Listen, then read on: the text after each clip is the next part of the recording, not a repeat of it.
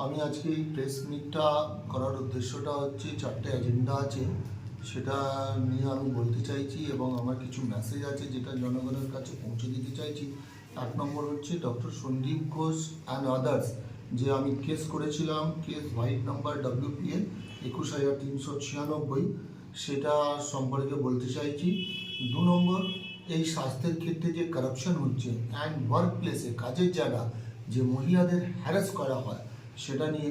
3 নম্বর, আমার কিছু ব্যক্তিগত মেসেজ আছে যেটা স্টেটের ফেভারে হবে এবং আমি স্টেটে আমার আগামী দিনের পরিকল্পনা কি, আমি কি করতে চাইছি, কি মেসেজ জনগণকে দিতে চাইছি।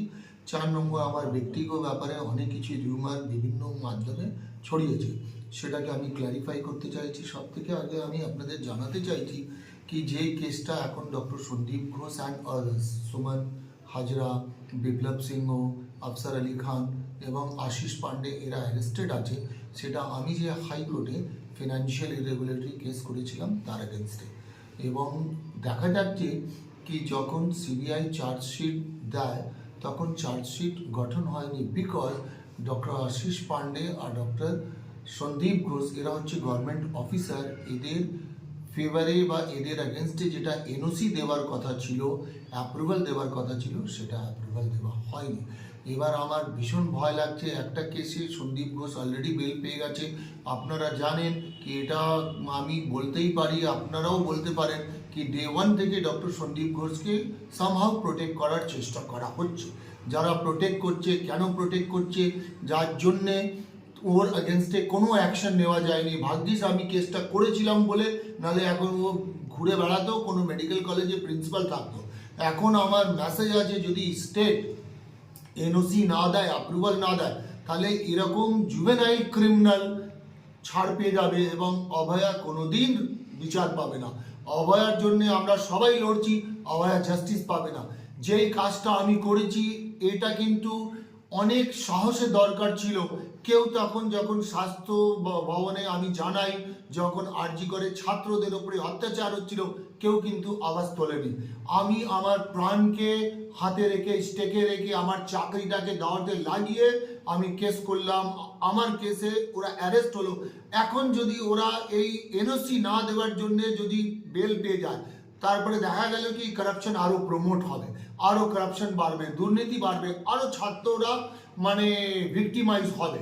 তো আমি যে কাজটা করেছি এটার জন্য আমার কিন্তু সম্মান পাওয়ার কথা। আমি একটা বড় দুর্নীতিকে এক্সপোজ করেছি, কিন্তু ইন লিউ অফ দ্যাট আমার পেছনে লাগা হচ্ছে, আমাকে বিভিন্ন রকম হ্যারাস করা হচ্ছে।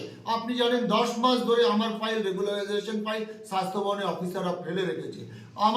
আমি চেয়েছিলাম কি আমার ট্রান্সফার কলকাতার কাছাকাছি হয়, যাতে আমি এই লড়াইটা চালিয়ে যেতে পারি, স্বাস্থ্যর ক্ষেত্রে দুর্নীতি এই লড়াইটা লড়তে পারি, কিন্তু সেটা কোনো রকম আমি কোঅপারেশন পাচ্ছি না। এবার এখনো আমি বলতে পারি কি, সন্দীপ ঘোষের ক্রিমিনালকে ডিপার্টমেন্ট সাপোর্ট করেই যাচ্ছে।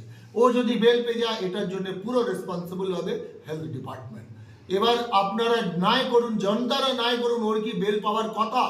এবার ডিলে হচ্ছে, সিবিআই এর আগে কথা উঠলো কি সিবিআই চার্জশিট দিচ্ছে না। এখন সিবিআই চার্জশিট গঠন করতে পারছে না, তার কারণ এনওসি দিচ্ছে না। আমি এরপরে আমার নেক্সট এজেন্ডা চলে যাব কারাপশন। প্রথমে কারাপশন, তারপর harassment of working woman at work place. আমি যেটা ফিল করলাম, রিয়েলাইজ করলাম, স্বাস্থ্য হেলথ ডিপার্টমেন্টে কারাপশন বেড়েই যাচ্ছে। একের পর এক একটা জায়গা দেখুন, আপনি আরজিকর নিয়ে, তারপর মুর্শিদাবাদ নিয়ে, আপনি শুনেছেন নর্থ বেঙ্গল নিয়ে, কুচবিহার নিয়ে।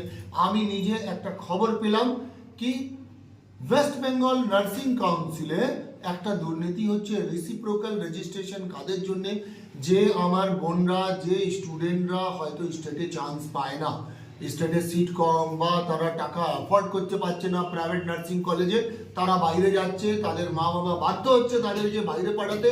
ওরা যখন বাইরে থেকে নার্সিংয়ের কোর্স এএনএম জিএনএম করে আসছে, তাদের এখানে প্র্যাকটিস করার জন্য, এখানে চাকরি করার জন্য ওয়েস্ট বেঙ্গল নার্সিং কাউন্সিলে একটা রেসিপ্রোকাল রেজিস্ট্রেশন লাগে। এই রেসিপ্রোকাল রেজিস্ট্রেশনের জন্য ওদেরকে যেভাবে হ্যারাস করা হচ্ছে, এটা শুনে আমি বিশ্বাস করিনি।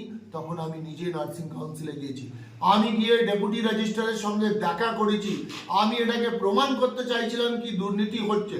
আমি সারাদিন ওখানে 11টা থেকে 5টা অবধি পড়েছিলাম, 4বার ওনার সঙ্গে দেখা করেছি। কিসের জন্য? রিসিপ্রোকাল রেজিস্ট্রেশনে অনলাইন অ্যাপ্লিকেশনে পরে একটা ভেরিফিকেশনের ডেট দিতে হয়, সেই ভেরিফিকেশনের ডেটের জন্যই ওখানে 8 থেকে 10,000 টাকা করে নেওয়া হচ্ছে একটা ক্যান্ডিডেটকে। নালে আপনি 6 মাস পরে ডেট পাবেন, আপনি 1 বছর পরে ডেট পাবেন। আমি রাজ্যর নজরে এটা আনতে চাইছি, এটা আমি জনগণের নজরে আনতে চাইছি। আমি যখন আরজি কর নিয়ে কমপ্লেন করলাম, আমাকেই তখন দোষী করে দিল, অথচ গভর্নমেন্ট কোনো অ্যাকশন নিল না। আমি যদি দুম করে কেস করে দিই, তখন সরকার আমায় বলবে আমি সরকার বিরোধী। আমি কিন্তু ডিপার্টমেন্টের বিরোধী না, আমি সরকার বিরোধী না, আমি দুর্নীতি বিরুদ্ধে। আমার এই বোনেরা যারা বাইরে থেকে করে এসছে, তারা কত সাফার করবে। আপনি গিয়ে খোঁজ নিন কি ওদের রিসিপ্রোকালের যে ভেরিফিকেশনের ডেট দেওয়া, তার জন্য 8 থেকে 10,000 টাকা, সেই ডেটটা 6 মাস পরে কেন? সেই ডেটটা অনলাইন দেওয়া হচ্ছে না কেন? নেক্সট, আমি